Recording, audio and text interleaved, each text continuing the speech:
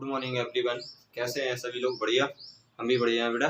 तो आज जो वीडियो चल रही थी अपनी बर्नर का सिद्धांत, इस वीडियो से पहले जो ये वीडियो चल रही है, इस वीडियो से पहले एक वीडियो और डाली है हमने, वो 9 मिनट की थी। वो टेक्निकल प्रॉब्लम के कारण वो वहीं तक रह गई जहां पर हमने पूरा समझाया है। ठीक, इसके बाद हमने आपको ये रिपीट कर रहे हैं बर्नर का सिद्धांत, तो इसे देख लीजिएगा बेटा। बर्नर का सिद्धांत, बर्नर थ्योरी अल्फ्रेड बर्नर नामक वैज्ञानिक ने कब दी थी बेटा? बर्नर नामक वैज्ञानिक ने 1893 के अनुसार 1893 में ये थ्योरी दी थी। किस सिद्धांत के अनुसार दी थी बेटा? इन्होंने ये थ्योरी दी थी किसके अनुसार? संरचना के आधार पर। किसके आधार पर दी थी बेटा? ये संरचना के आधार पर दी थी, और संरचना और इनके गुणों के आधार पर ये थ्योरी दी गई थी। तो इस थ्योरी के अनुसार क्या था कि इन्होंने बोला था, बर्नर साहब ने क्या बोला था बेटा? बर्नर साहब ने बोला कि किसी उपसंयोजक यौगिक में, किसी उपसंयोजक यौगिक में केंद्रीय धातु परमाणु दो प्रकार के क्या करते हैं? दो प्रकार की संयोजकता प्रदर्शित करते हैं। दो प्रकार की संयोजकता प्रदर्शित करते हैं, प्राथमिक संयोजकता एवं द्वितीयक संयोजकता। प्राथमिक संयोजकता में क्या बोला? ये ऋणायनों द्वारा संतुष्टि होते हैं, मतलब इनमें ऋणायन होते हैं, ये विलयन में आयनित हो जाती हैं, ये विलयन में पूर्ण तरीके से आयनित हो जाती हैं। ठीक, इसके बाद इनको बिंदु रेखा के द्वारा प्रदर्शित किया जाता है, डॉट डॉट रेखा के द्वारा प्रदर्शित किया जाता है। इसके बाद है प्राथमिक संयोजकता द्वारा जुड़े आयनों को बड़े कोष्टक से बाहर लिखा जाता है। जैसे कि हमने आपको बताया था, एक उदाहरण आपको कई बार हम दे चुके हैं, ठीक है, एक उदाहरण हम आपको कई बार दे चुके हैं, K4 FeCN का होल 6। ये देखो बड़े कोष्टक के बाहर लिखा है ये, ठीक है, ये प्राथमिक संयोजकता वाला है। ठीक, तो इसके लिए हम मिटा रहे हैं अभी। ठीक, तो ये कैसे होते हैं बेटा? इनकी प्रवृत्ति कैसी होती है, प्रकृति कैसी होती है? आदिशात्मक होती है। क्यों? क्योंकि ये ज्यामितीय आकृतियों को नहीं बता सकते हैं, ठीक है, निर्धारण नहीं कर सकते हैं। इसके बाद है द्वितीय संयोजकता। द्वितीय संयोजकता में क्या बोलते हैं बेटा? ये ऋणायनों, धनायनों व उदासीनों को स्पष्ट करते हैं। ये क्या करते हैं? धनायनों, ऋणायनों और उदासीनों के अणुओं को इसके अणुओं के द्वारा क्या करते हैं? ये स्पष्ट होते हैं या स्पष्ट हो सकती हैं। इनकी संख्या निश्चित होती है। इनकी संख्या कैसी होती है? निश्चित होती है, जिसे उपसंयोजक संख्या कहते हैं। इनकी संतुष्टि से यौगिक के उपसंयोजी मंडल का निर्धारण होता है। ठीक, ये विलयन में आयनित नहीं होते हैं, ये विलयन में नहीं घुलते हैं, ठीक है, ये अपनी पहचान नहीं खोते हैं, अर्थात आयनों का योग नहीं होता है। इसके बाद है ये इनको सतत रेखा द्वारा प्रदर्शित किया जाता है, मतलब एक स्ट्रेट रेखा के द्वारा प्रदर्शित किया जाता है। ठीक, इनके द्वारा जुड़े लिगेंड व केंद्रीय धातु परमाणु को बड़े कोष्टक के अंदर रखा जाता है। अभी हमने बताया था, जो अंदर थे वो आपकी द्वितीय संयोजकता है, जो बाहर था वो प्राथमिक था। इसके बाद द्वितीयक संयोजकता प्राथमिक संयोजकता की अपेक्षा प्रबल बंध बनाती है, मतलब स्ट्रॉन्ग बॉन्ड बनाती है। इसके बाद है इनकी प्रकृति कैसी होती है? दिशात्मक होती है। ये ज्यामितीय आकृतियों को क्या करते हैं?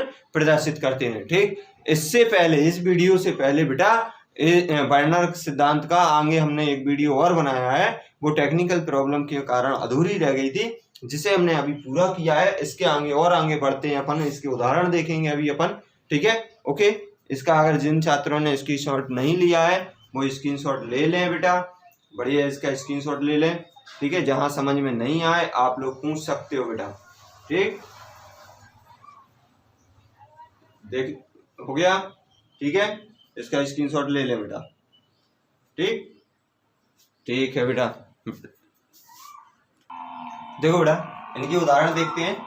ये है आपका क्या है? उनके उदाहरण है बर्नर के सिद्धांत में। उदाहरण है आपका चतुष्फलकीय, हमने ये वाला दिया है। ये मेटल आयंस है आपका, कोई केंद्रीय धातु परमाणु है। ये चारों तरफ क्या लगे होंगे? लिगेंड लगे होंगे इनके। ठीक, ये चारों तरफ क्या लगेंगे? लिगेंड लगेंगे। और इनकी आकृतियां कैसी हैं बेटा? ये हमने आकृतियों के नाम दिए हैं, चतुष्फलकीय, वर्गाकार, समतलीय, अष्टफलकीय, मतलब 8 होंगे। ठीक, अष्टफलकीय हो गया, अब हम इसमें उदाहरण में देखेंगे बेटा, इसका उदाहरण क्या है आपका, एक उदाहरण है COCl2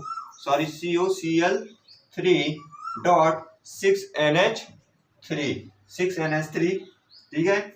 या फिर इसी के लिए कैसे लिख सकते हैं बेटा, इसी के लिए हम देखो इस प्रकार से भी लिख सकते हैं CONH3 का होल 6 और ब्रैकेट 1 और Cl3, इस प्रकार से भी लिख सकते हैं इसे हम, ठीक है। तो इसकी आकृति अपन देखते हैं बेटा, पहले सबसे पहले इसकी आकृति देखते हैं। तो केंद्रीय धातु परमाणु क्या है इसमें, CO, क्या है केंद्रीय धातु परमाणु, CO। अब लीगेंड कहाँ लगे हुए हैं बेटा आपके, कैसे लगेंगे बेटा, हमने नियम में बताया था स्ट्रेट लाइनों के द्वारा लगेंगे। कैसे, स्ट्रेट लाइनों के द्वारा। तो इस प्रकार से लीगेंड 4 कितने 6 लीगेंड है, ये लो बेटा, हमने कितने लीगेंड लगा दिए बेटा, 6 लीगेंड लगा दिए, ठीक। तो यहाँ क्या लगा दो, NH3 NH3 NH3 NH3 NH3 और ये क्या है NH3। तो ये हो गया आपका केंद्रीय धातु परमाणु। अब आपके जो बाहर है ये धनात्मक प्रवृत्ति का है, जो इसके लिए हम क्या लगाएंगे बेटा, कहाँ लगाएंगे, डेड डैश लाइन से। कैसे लगाएंगे बेटा, डेड डैश लाइनों के द्वारा। कहाँ लगाएंगे, यहाँ लगा दो, एक Cl यहाँ लगा दिया बेटा, और कितने 3 Cl है अपने पास, तो अपन इसे 3 लगा दो यहाँ, एक इस साइड से निकाल दो यहाँ पे, ठीक, एक इस साइड से यहाँ निकाल दो, तो एक Cl यहाँ आ गया, एक यहाँ निकाल दो, ठीक, एक यहाँ निकाल दिया।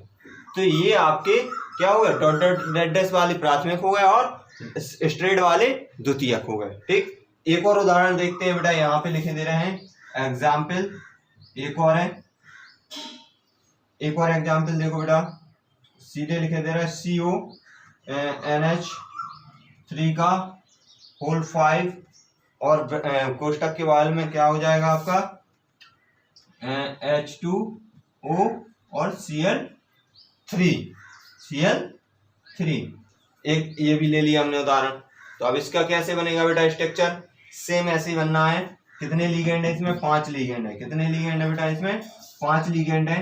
तो कैसे बनाओगे बेटा इसकी स्ट्रक्चर, सबसे पहले केंद्रीय धातु परमाणु, क्या लेना है, सबसे पहले केंद्रीय धातु परमाणु, फिर उसके बाद 5 लीगेंड लगा दो। कितने, 5 लीगेंड, 1 2 3 4 और 1 5।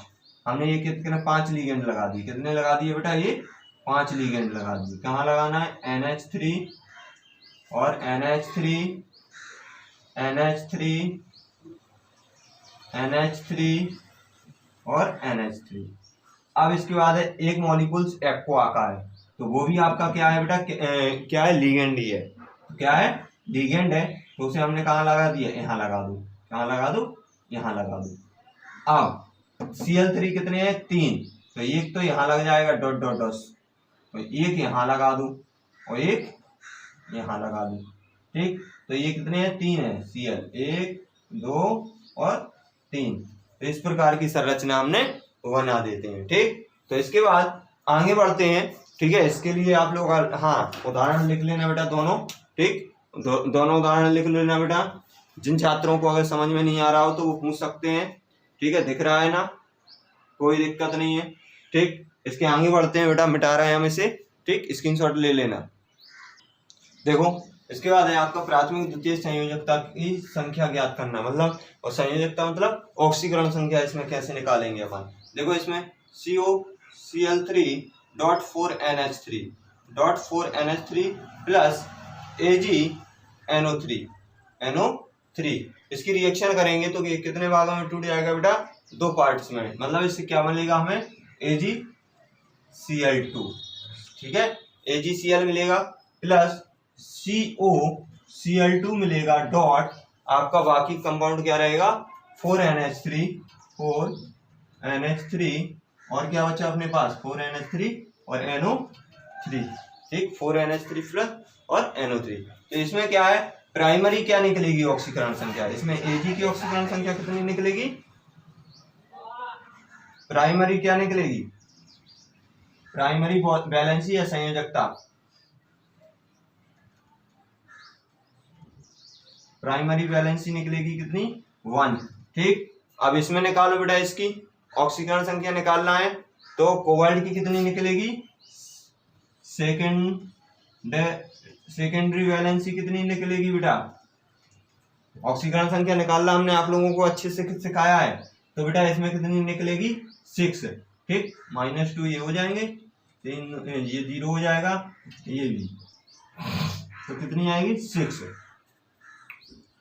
ठीक है, इसके बाद दूसरा उदाहरण एक एग्जाम्पल और लेते हैं बेटा, CuCl3.4NH3 प्लस AgNO3, एक कंपाउंड और बनाते हैं इससे अपन। ठीक, तो इसमें क्या मिलेगा हमें 2Ag, क्या मिलेगा 2AgCl प्लस COCl ब्रैकेट में अब लिख दो अपन, तो क्या आएगा अपने पास NO3 का होल ट्वाइस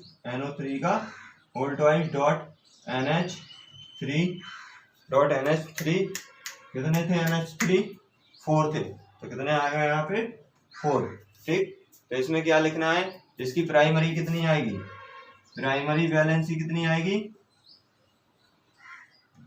प्राइमरी वैलेंसी कितनी आएगी, जल्दी बताएं बेटा, प्राइमरी वैलेंसी अब 2 हो जाएगी, कितनी 2। ऑक्सीकरण संख्या निकालो Ag की, तो 2 आएगी, इसकी निकाल लो बेटा सेकेंडरी वैलेंसी निकालो, इसकी कितनी आएगी बेटा, कितनी आएगी जल्दी बताएं, 5। कितनी आएगी 5, निकालना है आप लोगों को सेल्फ। ठीक है, ऐसे निकाली जाती है। इसके बाद बेटा आगे बढ़ते हैं अपन, इसके बाद एक नोट है, नोट लिखना है आपको, क्या लिखना है, एक नोट लिखना है।